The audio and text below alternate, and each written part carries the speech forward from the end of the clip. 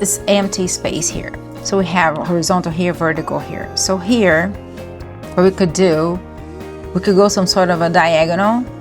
So we can go somehow opposite of these. So this is what I'm gonna do.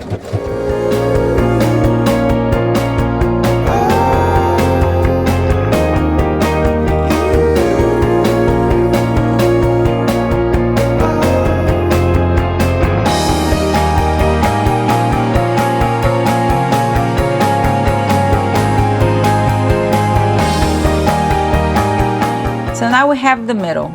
We could leave the middle empty, but I think I want to go like a spiral, and I'm gonna end in the middle. This is what I feel like doing.